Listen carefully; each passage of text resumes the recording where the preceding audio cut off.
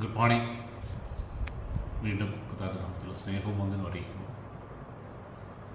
അപ്പോൾ പത്രോസ് കർത്താവിൻ്റെ വാക്ക് കേട്ടപ്പോൾ കർത്താവ് വിളിച്ചപ്പം അന്നേരെ വള്ളവും വലയെല്ലാം ഉപേക്ഷിച്ച് പോയി. ആ മീനെ തിരിഞ്ഞു പോലും നോക്കിയില്ല. അല്ല ഇത് പഴുത്തു പോവും, ഞാനൊന്ന് ഫ്രീസറിലാക്കിയിട്ട് വരാമെന്നൊന്നും പറഞ്ഞില്ല. അല്ലെ കുറച്ചെടുത്ത് ഞാനൊന്ന് വീട്ടിലൊന്ന് വറുത്ത് കഴിച്ചിട്ട് ഇത്രയും ഫ്രഷ് മീൻ കിട്ടിയെടുത്തിരുന്നാളെ കുറച്ചൊന്ന് വറുത്ത് കഴിച്ച് ഞാൻ പിള്ളേർക്കും കൊടുത്തിട്ട് ഞാനങ്ങ് വന്നേക്കാം എന്നും പറഞ്ഞു.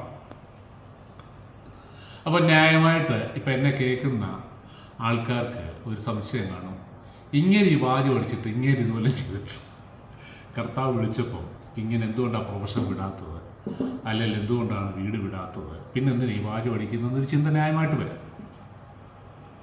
ഞാനൊരു കാര്യം പറയട്ടെ. എനിക്ക് 2008 എൻ്റെ വീടിന് കേരളത്തിലെ ഏറ്റവും നല്ല വീടിനുള്ള അവാർഡ് കിട്ടി. അന്ന് മനോരമ ചാനലിൽ ഒരാഴ്ച അത് കണ്ടിന്യൂസ് ആയിട്ട് അവരത് എയർ ചെയ്തു.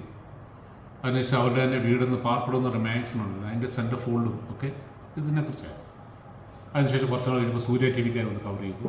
അത് ആ സമയത്താണ് എന്നോടൊരു ദേവദാസൻ ഓഫീസിൽ വന്നിട്ട് പറഞ്ഞു, ബ്രദർ ഗൾഫിന് പോകും, കുറച്ച് സമയം അവിടെ നിൽക്കും, കുറച്ച് സമയം തിരിച്ച് നാട്ടിൽ വരും, അങ്ങനെ ഒരു കാര്യത്തിൽ കർത്താവ് കൊണ്ടുവന്നു. ഞാൻ എടുത്തായിട്ടൊന്നും ചെയ്തില്ല. ഞാൻ പറഞ്ഞു, കർത്താവിൻ്റെ ഇഷ്ടം എന്താണ്? ഇത്രയും നാളെ ഞാൻ എൻ്റെ ഇഷ്ടത്തിന് നടന്നു, ഇനിയും കർത്താവിന് എന്നെ എന്താണ് ആവശ്യം ഞാൻ കർത്താവിന് എന്നെ ഏൽപ്പിച്ചു കൊടുത്തു. എന്നെക്കൊണ്ട് കർത്താവിന് എന്താണ് ആവശ്യം അത് നടക്കട്ടെ. അങ്ങനെ കുറച്ച് ദിവസം വെയിറ്റ് ചെയ്തു. കുറച്ചാൾ വെയിറ്റ് ചെയ്തു. 2-3 മാസം കഴിഞ്ഞപ്പോഴാണ് എൻ്റെ ക്ലോസ് ഫ്രണ്ട് ബിനോയ് എന്ന സലാലല്ല, ബിനോയ് ഇങ്ങനെ ഒരു ഓഫർ വെച്ചു, സലാലയ്ക്ക് വരുന്ന ഒരു കാര്യമുണ്ട്. അങ്ങനെ ഒരു ഓപ്പണിങ് കിട്ടി. ഞാൻ നേരത്തെ പറഞ്ഞിട്ടുണ്ടോ, ഞാൻ പെട്ടെന്ന് പറയും. അങ്ങനെ ഒരു ഓപ്പണിങ് കിട്ടി, ഞാൻ അവിടെ പോയി. അപ്പോൾ എനിക്ക് ഇവിടെ നല്ല പേരും പ്രശസ്തിയും കിട്ടി. വേൾഡ്ലി ഇതിലെനിക്ക് കിട്ടാവുന്നതിൻ്റെ ഒരു മാക്സിമം പബ്ലിസിറ്റി.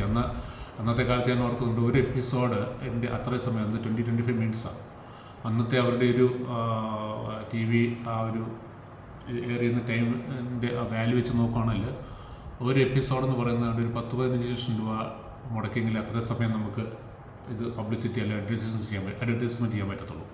അതാണ് എനിക്ക് ഫ്രീ ആയിട്ട് ഒരു പ്രാവശ്യം, അങ്ങനെ ഒരാഴ്ചയിൽ 7 പ്രാവശ്യം.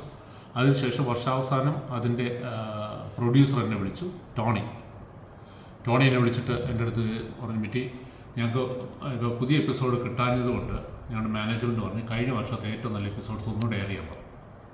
അപ്പോൾ ഞങ്ങൾ നോക്കുമ്പോൾ മിറ്റേഡാണ് കിട്ടിയത്. അങ്ങനെ വീണ്ടും ഒരാഴ്ചയും കൂടെ. അപ്പോൾ എത്ര ലക്ഷം രൂപ?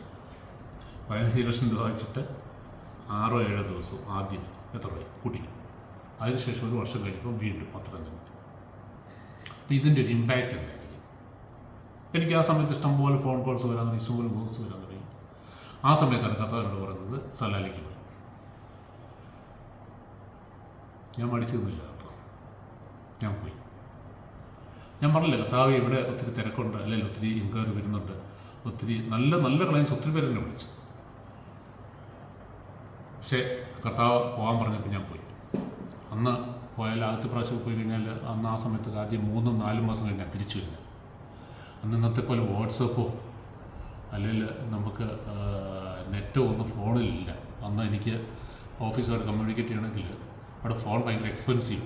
നമ്മൾ പുറത്ത് പോയിട്ട് ഇൻ്റർനെറ്റ് കഫേ പോകണം. ഇൻ്റർനെറ്റ് കഫേ പോയിട്ട് വേണം നമ്മുടെ ഡ്രോയിങ്സൊക്കെ അയക്കാനും സെൻഡ് ചെയ്യാനും കോൾ ചെയ്യാനും ഒക്കെ. അപ്പോൾ ഇവിടുന്ന് പോകുമ്പോൾ നമ്മുടെ സിമ്മ് നമ്മൾ ഊരി വെക്കും. പിന്നെ എന്നെ കോൺടാക്ട് ചെയ്യാൻ ആർക്കും പറ്റത്തില്ല. ഓർത്തോളം ഈ കേരളം മുഴുവനല്ല, പുറത്തും ഗൾഫിൽ നിന്നൊക്കെ ആ സമയത്ത് ഞാൻ ഇവിടെ നിൽക്കുന്ന സമയത്ത് ഒത്തിരി എൻക്വയറീസ് വന്നു. ആ സമയത്താണ് എന്നോട് പോകാൻ പറയുന്നത്. എൻ്റെ വർക്ക് എന്താവുമെന്ന് ഞാൻ ചോദിച്ചു. എന്നോട് ഒത്തിരി പേര് എന്നോട് ചോദിച്ചു. നമ്മുടെ കൂട്ടുവിശ്വാസികളാട്ടെ, സഹോദരങ്ങളാട്ടെ, അങ്ങനെ ഒത്തിരി പേര് എന്നോട് ചോദിച്ചു, എന്തിൻ്റെ കാര്യത്തിലാണ് പോകുന്നത്? ഞാൻ കർത്താവ് പറഞ്ഞ് പോകാൻ പറഞ്ഞു, പോയേ പറ്റത്തുള്ളൂ. ഞാനങ്ങനെ 10-12 വർഷം ഞാനങ്ങനെ ആദ്യം 3-4 മാസമായിരുന്നു. അപ്പോൾ ഞാനൊന്നും നോക്കിയില്ല അവിടെ. പക്ഷേ കർത്താവിൻ്റെ കൃപയാൽ എനിക്ക് നല്ല ട്രെയിനിങ് കിട്ടി. എനിക്കവിടെ ഞാൻ പറഞ്ഞില്ലേ, മെറ്റീരിയലി വലിയ കാര്യങ്ങളൊന്നും നടന്നില്ല, കുഴപ്പമില്ലായിരുന്നു. പക്ഷേ അതിനേക്കാൾ ഉപരി ഒരു സ്പിരിച്വലായിട്ട് എനിക്ക് ട്രെയിനിങ് കിട്ടി. അവിടെ ഒരു ചർച്ച് പ്ലാൻ ചെയ്യാൻ പറ്റി, ചേർച്ചിൻ്റെ കാര്യങ്ങൾ ഒക്കെ ഭംഗിയായിട്ട് ചെയ്യാൻ പറ്റി. അങ്ങനെയാണ് വചനം ശുശ്രൂഷിക്കാൻ തുടങ്ങി, ആൾക്കാരെ ടീച്ച് ചെയ്യാൻ തുടങ്ങി, അവർക്കൊണ്ട് പ്രാർത്ഥിക്കാൻ തുടങ്ങി, കൗൺസിൽ ചെയ്യാൻ തുടങ്ങി. അങ്ങനെ കർത്താവ് ഒരു നല്ല ഒരു സ്പിരിച്വൽ ഒരു എക്സ്പീരിയൻസ് ഇവിടെ കടത്തിക്കൊണ്ടു. പക്ഷേ മറ്റേ സൈഡിൽ എൻ്റെ പ്രൊഫഷൻ കംപ്ലീറ്റ്ലി ഡൗൺ ആയി. അപ്പോൾ ഞാൻ തിരിച്ചിവിടെ നാട്ടിൽ വരുമ്പോൾ എന്നെ ഒരു പരിചയക്കാരെ കാണുമ്പോൾ ആ മെറ്റി ഇവിടെ ഉണ്ടായിരുന്നു. ഞാൻ പറഞ്ഞുണ്ട്.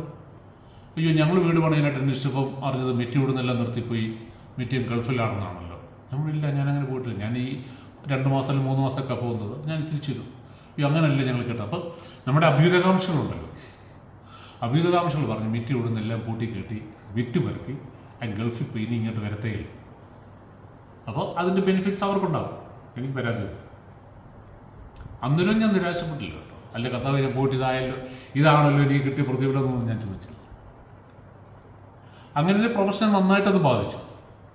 നന്നായിട്ട് ബാധിച്ചെന്ന് പറഞ്ഞാൽ എനിക്ക് കിട്ടുന്ന പല വർക്ക്സും എനിക്ക് കിട്ടാതെ, പലതും എനിക്ക് നഷ്ടപ്പെട്ടു. അല്ലെങ്കിൽ ഞാൻ ഇവിടുന്ന് പോയി എന്നുള്ള പേരങ്ങ് സ്പ്രെഡായി ഭയങ്കരമായിട്ട്. ഞാൻ ആരോടും പറഞ്ഞില്ല, പക്ഷെ ഭയങ്കരമായിട്ട് സ്പ്രെഡായി.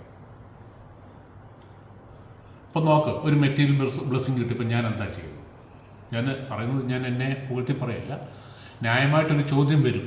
ഇങ്ങനെ ഇതൊക്കെ ചെയ്തിട്ടാണ് ഈ വാരി പഠിക്കുന്ന ചോദ്യം വരുന്നതുകൊണ്ട് ഞാനൊരു എക്സ്പ്ലെയിൻ ചെയ്തു. ആർക്കെങ്കിലും ഒരു ഇൻസ്പിറേഷൻ ആകുന്നെങ്കിലാകട്ടെ, ചുമ്മാ ഇരുന്ന് പറയല്ല. അതൊക്കെ കുറേ കാര്യങ്ങളൊക്കെ ഈ പറയുന്നതൊക്കെ കുറേ കാര്യങ്ങൾ ജീവിതത്തിൽ അത് പ്രാക്ടീസ് ചെയ്തിട്ട് തന്നെ പറയും. കഥ പരിഹരിക്കട്ടെ.